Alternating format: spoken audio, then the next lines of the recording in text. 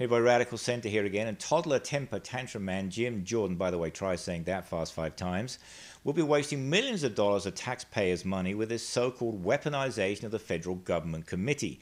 But what he won't be doing is investigating anything, of course, quite naturally, to do with Donald Trump in any shape, fashion, or form. So we thought we'd lay out for you as best we could, and in plain English, and I promise you there will not be a pop quiz at the end, exactly what went on in at least one level with Donald Trump and Russia. So here goes.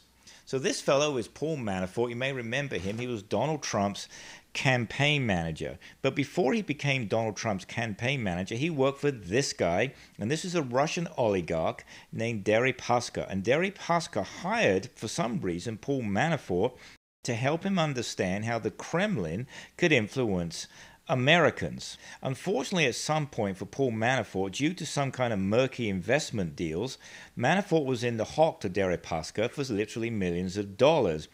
As a way out, he then went to work for this guy, and this guy's name is Yanukovych, to help him get elected as the leader of Ukraine. You may remember that. Essentially, he became Yanukovych's campaign manager, exactly the same job as he did for Donald Trump.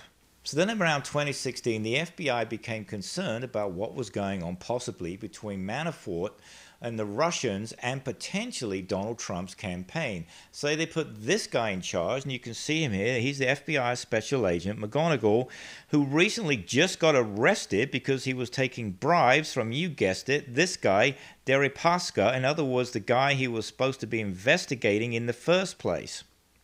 So while all this is going on in 2016, Donald Trump's campaign is now actively working with Paul Manafort, of course, because Paul Manafort is Donald Trump's campaign manager.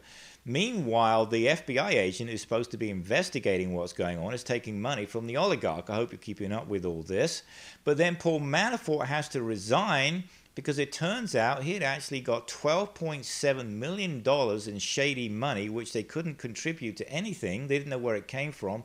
Potentially from this guy, that's right, the guy he helped get elected in Ukraine, who of course was then finally kicked out a few years later.